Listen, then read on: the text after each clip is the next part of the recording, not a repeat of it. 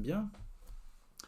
Alors aujourd'hui, nous allons commencer donc le chapitre sur la bioconjugaison, qui est la grosse partie du cours dans ce module d'ingénierie bioanalytique. Donc la bioconjugaison par ligation chimique, ce qu'on appelle une ligation chimique. Alors, je ne sais pas si vous connaissez ce terme, mais en gros, ça veut dire ni plus ni moins que de faire une réaction chimique pour créer une liaison covalente. Voilà, on crée une liaison entre un atome et un autre que vous connaissez bien. Donc on va se reposer pour la plupart des exemples sur les phénomènes de fluorescence, comme on l'a vu jusqu'ici. Donc je ne rappelle pas tout ça, hein. Vous avez les vidéos précédentes pour vous rafraîchir la mémoire, ainsi que le poly de cours si vous avez besoin. Donc on va utiliser le phénomène de fluorescence dans la plupart des exemples, mais il y a aussi de temps en temps d'autres choses où on fera autre chose que la fluorescence, ou même autre chose que de l'imagerie ou de la détection. Voilà. Ça je passe. Avant de commencer cette partie du cours, je vais vous rappeler qu'on a dit la dernière fois qu'il y a 4 types de sondes fluorescentes possibles. Les marqueurs biomoléculaires qui vont en gros consister, qui vont composer la grande partie de ce chapitre-là. Mais vous avez aussi les substrats enzymatiques, les colorants cellulaires. Les colorants cellulaires, on ne dira rien dans ce chapitre-là, puisqu'ils n'ont pas besoin de réagir justement avec l'échantillon. Et puis les sondes ratiométriques. Donc c'est les 4 grandes catégories. Donc les colorants cellulaires, vous connaissez déjà au moins de nom le DAPI, que vous avez ici en haut, interagit déjà spécifiquement avec un certain type de biomolécules. Par exemple, le DAPI, ou les fluorophores apparentés, qui marquent le matériel génétique, et donc souvent les noyaux, va en fait s'insérer dans le sillon mineur de l'ADN. Donc en gros, ce genre de sonde-là n'a pas besoin de réagir avec votre échantillon biologique. Il va simplement faire des interactions faibles, comme vous avez l'habitude de le voir avec des interactions entre protéines, par exemple. Mais dans la plupart des cas, l'objet d'étude qui va vous intéresser, ou en biotechnologie, que ce soit une protéine, que ce soit un acide nucléique ou autre chose, doit être plus précis que ça et ne va pas être capable d'interagir spécifiquement avec un fluorophore. Et donc il va être nécessaire de lier cette sonde moléculaire fluorescente que vous avez ici, hein, à la biomolécule qui vous intéresse. Alors, la biomolécule qui vous intéresse, c'est ce qu'on appelle en général en anglais la BOI ou la BI. C'est pour Biomolecule of Interest. C'est un acronyme qui revient souvent dans les articles scientifiques et que je vais aussi moi utiliser dans ce cours parce que je ne vais pas répéter à chaque fois biomolécule d'intérêt. Donc faire ça, en gros, faire réagir un fluorophore qui porte un groupement Y avec une biomolécule qui porte un groupement X pour créer cette nouvelle liaison covalente, eh bien c'est ça qu'on appelle la bioconjugaison. Et une entité comme celle-ci où vous avez une biomolécule naturelle qui est reliée à autre chose, qui n'est pas forcément une sonde, hein, je dis bien juste autre chose, eh bien c'est ce qu'on va appeler un bioconjugué ou un conjugué. Ça dépend des articles et des bouquins. Moi je vais utiliser le terme bioconjugué dans ce cours. Alors, cette stratégie-là de créer ce type de liaison covalente entre les deux, en gros entre une biomolécule et une molécule exogène, on va dire, c'est au cœur de la chemical biology, de la biologie, de la biochimie, de la chimie bioorganique, donc toutes ces disciplines qui sont utilisées dans les biotech. Alors il y a plein, moi je suis chimiste, hein, donc je vous vends un petit peu la chimie, en gros, ce que je vous dis là, c'est simplement que il y a beaucoup d'avancées en biologie et en biotechnologie qui sont là grâce aux avancées qui ont été faites en chimie organique de synthèse, car la chimie de synthèse vous permet de créer, d'avoir accès à tout un toute une panoplie d'outils moléculaires. Les applications des bioconjugués qu'on va créer sont multiples, il y en a partout. Alors en particulier en ce moment, on va beaucoup en parler, puisqu'il y a aussi des applications dans les vaccins. On en citera un exemple à la fin de ce cours. Donc les applications, elles ne sont pas seulement dans les laboratoires de recherche, elles sont aussi dans les cliniques, dans les hôpitaux, et elles sont aussi dans le milieu industriel, dans toutes les biologies, dans toutes les big pharma, et aussi, ce qu'on a tendance à oublier, beaucoup dans le domaine de l'agroalimentaire.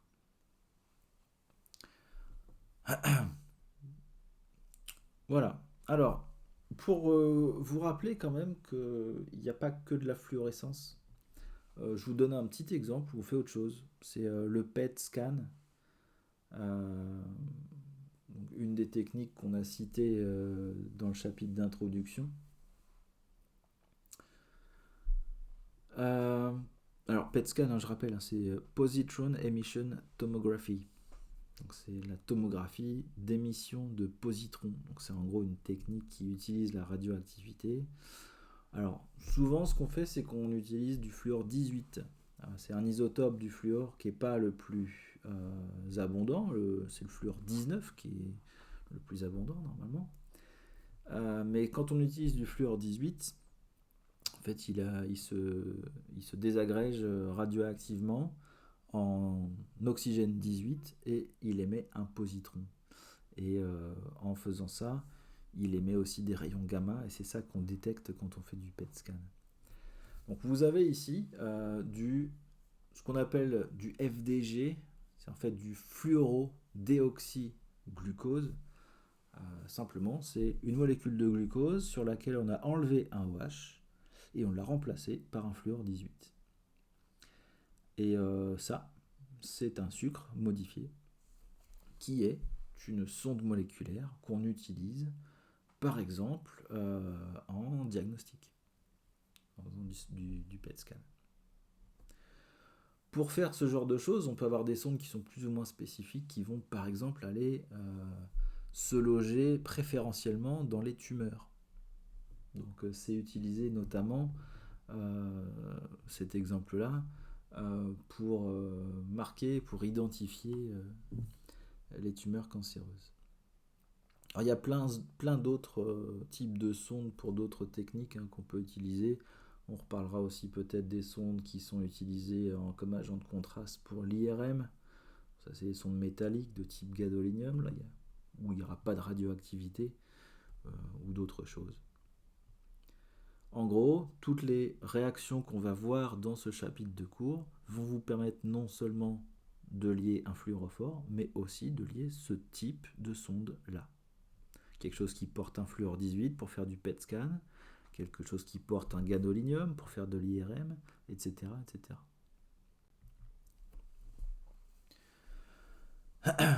Alors, on va citer pas mal d'exemples, nous, où c'est une sonde moléculaire synthétique, donc comme les fluorophores qu'on a vus, qu'on va lier sur votre biomolécule d'intérêt. Je viens de vous parler d'autres types de sondes, mais sachez aussi qu'on va voir des exemples où on n'utilise pas de sonde et où le but du jeu, ça va être simplement de lier votre BI à quelque chose, mais pas pour le détecter. Ça peut être par exemple de lier une protéine sur une surface, pour fonctionnaliser une surface avec votre protéine. Ça peut être aussi, pas forcément une surface, mais une résine polymère, par exemple, pour fixer quelque chose sur pour une colonne de chromatographie d'affinité, par exemple. Ça peut être de fixer une enzyme sur une résine pour l'immobiliser dans un réacteur enzymatique. Vous êtes capable de garder l'enzyme dans un réacteur fermé mais qui est poreux et vous faites passer à travers un flux de solutions dans lequel vous avez les réactifs, etc. Il y a plein d'exemples possibles. Il y a aussi des exemples où vous allez vouloir lier votre biomolécule d'intérêt à une autre biomolécule. Par exemple, dans le cas des vaccins. où vous allez pouvoir lier une certaine protéine d'un certain organisme à un glycane d'un autre organisme. On verra pourquoi plus tard. Alors ça c'est notamment à la mode en ce moment évidemment de parler de vaccins.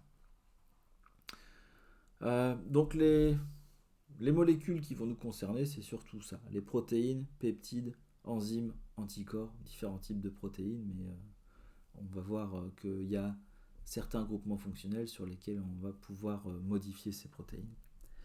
Mais aussi tous les acides nucléiques, tout ce qui est ADN et ARN. Évidemment, ça c'est l'autre grosse application de la bioconjugaison. Et puis il ne faut pas oublier non plus les glycanes, qui sont, on va dire, la troisième grande catégorie concernée. Et puis aussi parfois les lipides, même si c'est un petit peu moins concernant les lipides. Donc un bioconjugué, c'est ça, c'est une espèce de chimère, d'hybride entre votre biomolécule d'intérêt, qui est une biomolécule naturelle, qui est endogène à votre échantillon, et vous avez greffé quelque chose d'autre dessus. Alors, comment on peut faire ça et quelles sont les considérations importantes? Déjà, les premières méthodes de bioconjugaison traditionnelles, on va dire, les méthodes les plus anciennes, hein, pour faire plus court, n'étaient pas régiosélectives. Régiosélective, ça veut dire quoi? Si vous avez jamais fait de chimie avant, la régiosélectivité, c'est de dire si vous avez une molécule qui contient plusieurs groupements fonctionnels, si vous faites une réaction qui est régiosélective, vous allez faire une réaction seulement sur un des groupements fonctionnels de votre biomolécule, et pas partout. D'accord? Quand vous n'avez pas une réaction qui est régiosélective, eh bien vous allez avoir une espèce de réaction aléatoire où vous allez créer un mélange polydisperse où votre biomolécule, elle sera marquée sur une molécule à un endroit, sur une molécule à un autre endroit, sur une autre biomolécule à deux endroits à la fois, etc. etc. Donc ce genre de méthode là où vous n'avez aucun contrôle sur l'endroit et la quantité de votre marquage sur l'ABI, c'est pas bon du tout. C'est pas bon du tout parce que forcément, si vous ne contrôlez pas, il y a des cas où vous allez perturber l'activité de votre BI, de votre biomolécule. Et encore, alors, ça peut être perturbé, mais ça peut être complètement annihilé aussi. Donc si vous perturbez ou vous perdez la fonction de votre biomolécule, évidemment, votre expérience n'a plus aucun intérêt. Donc ça, c'est en gros le chemin qu'il y a à gauche ici. Vous avez une biomolécule active, naturelle. Vous essayez de la marquer. Vous utilisez une méthode aléatoire. Vous la marquez un peu partout, mais elle devient inactive. Ça, c'est pas bon. Il faut toujours, quand on va faire des expériences utilisant ce genre d'outils, il faut toujours justement vérifier, après avoir fait la ligation, que la biomolécule est bien toujours active. Il y a différentes manières de faire ça. Et on verra comment c'est validé quand on regardera les publis ensemble pendant la partie TD. Alors au contraire de ça, les méthodes plus modernes et les méthodes qui sont encore développées aujourd'hui, c'est des méthodes qui visent à être spécifiques. C'est-à-dire que vous allez choisir. Alors choisir, ça peut avoir plusieurs sens. Vous allez choisir un type de groupement fonctionnel. Par exemple, vous pouvez dire, je vais développer une réaction qui est spécifique des alcools. Si ma réaction est spécifique des alcools et que c'est une protéine que je veux marquer, eh bien, ça veut dire que je vais marquer ma protéine sur les sérines ou sur les thréonines, par exemple. Donc ça, c'est un premier niveau de contrôle. Et après, les méthodes vraiment très très modernes aujourd'hui visent... donc, ce premier niveau de contrôle dont je viens de parler, c'est ce qu'on va voir pendant la partie cours. C'est la partie la plus importante et le plus gros domaine d'application, on va dire, pour fabriquer les outils moléculaires en biotechnologie. Euh, Niveau contrôle supérieur, c'est de dire non, mais il y a plusieurs sérines sur ma protéine, mais moi, je veux marquer à un seul endroit. Ça va s'appeler du marquage site spécifique. Il n'y a pas toujours d'avantage à faire ça. C'est pas toujours souhaitable parce qu'il y a des avantages, mais il y a aussi des inconvénients. On en reparlera par la suite. Mais notamment, si vous faites un marquage site spécifique, c'est-à-dire que vous n'aurez qu'un seul fluorophore sur votre biomolécule. Est-ce que ce sera assez? Parce que vous allez gagner en spécificité, mais vous allez perdre en sensibilité par rapport à une technique qui vous permettra de marquer, par exemple, 10 endroits sur votre biomolécule.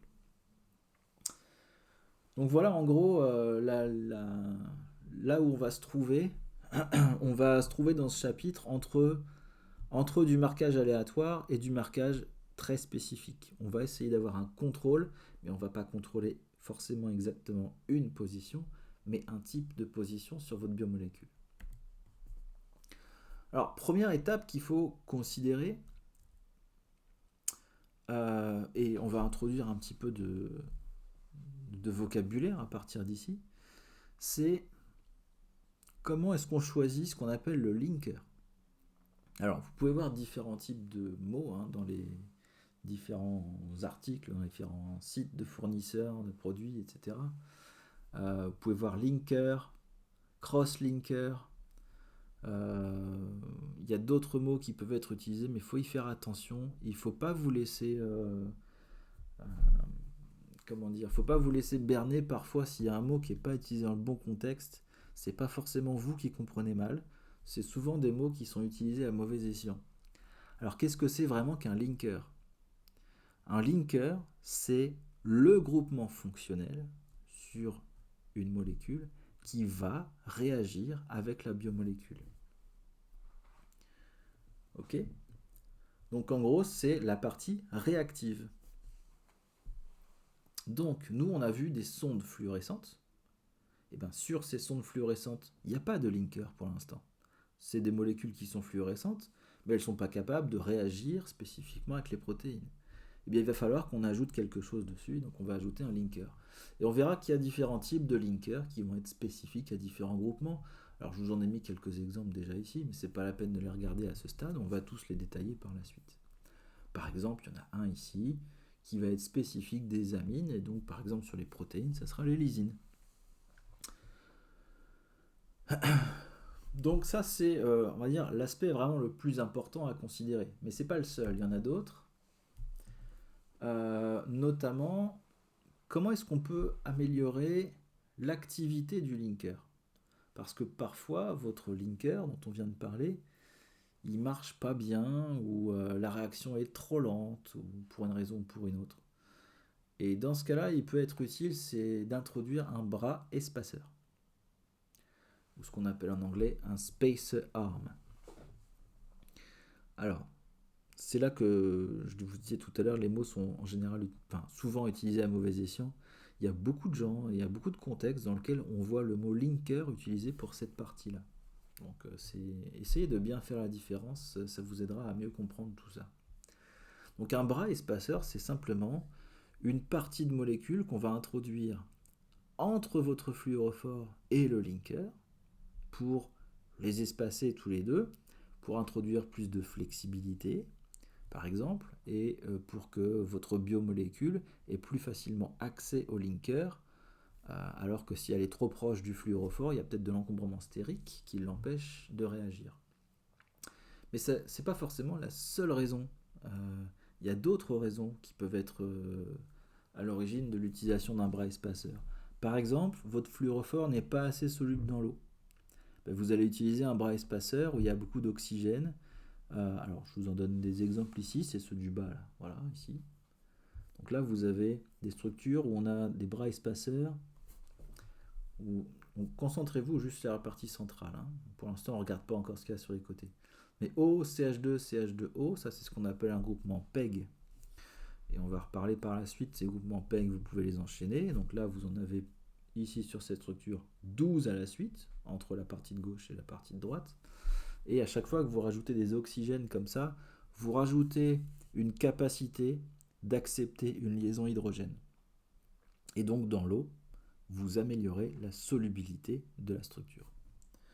Donc le bras espaceur, c'est en gros ce que vous avez au milieu ici à chaque fois. Okay, et là, vous avez sur ces exemples-là 2 linkers, un linker de chaque côté. Ici, par exemple, ça c'est un bras espaceur complètement carboné.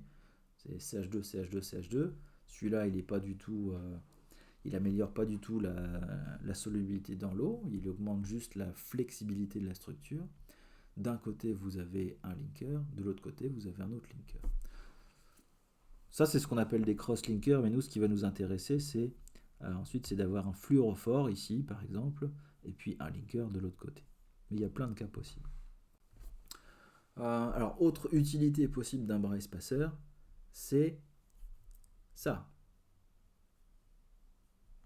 Vous pouvez avoir envie de cliver votre fluorophore en plein milieu ou après votre expérience pour éteindre le signal, confirmer quelque chose, relâcher quelque chose. Là aussi, on verra des exemples. Et là, je viens de citer un fluorophore, mais si on ne parle pas d'imagerie ou de sonde, on pourrait parler de médicaments. Par exemple, on peut lier des médicaments par le biais d'un linker, par bioconjugaison, sur, par exemple, un anticorps. C'est ce qu'on appelle des ADC, des conjugués médicaments anticorps. En anglais, c'est Antibody Drug Conjugates. Et forcément, si vous mettez un médicament sur un anticorps pour le cibler quelque part, par exemple vers des cellules cancéreuses, comme c'est souvent le cas, il faut qu'une fois que votre anticorps est arrivé à bon port, il faut que votre médicament puisse être clivé de ce site-là pour être actif. Donc ça peut être aussi une autre raison d'utiliser un bras espaceur, c'est utiliser un bras espaceur clivable. Alors là, vous avez un exemple ici où c'est un pont disulfure, mais il y a des cas où c'est autre chose. Ça peut être un ester, ça peut être un ester qui est hydrolysable dans l'eau au bout d'un certain temps, ou par des estérases, s'il y a des estérases. Ça peut être quelque chose qu'on va illuminer par UV, donc un linker qui va être photoclivable, etc., etc. Là aussi, il y a plein d'exemples. Donc là, ce qu'il faut simplement retenir comme message, c'est on va s'intéresser à des fonctions réactives qu'on appelle les linkers, et ces fonctions réactives, on va pouvoir les lier à notre objet moléculaire d'intérêt par le biais d'un bras espaceur, souvent. Bon, ça c'est un point sur la solubilité, mais comme je vous en ai déjà parlé, je saute. Voilà, bon, je vais m'arrêter ici pour l'introduction générale au chapitre, et rendez-vous à la vidéo suivante pour la suite du chapitre.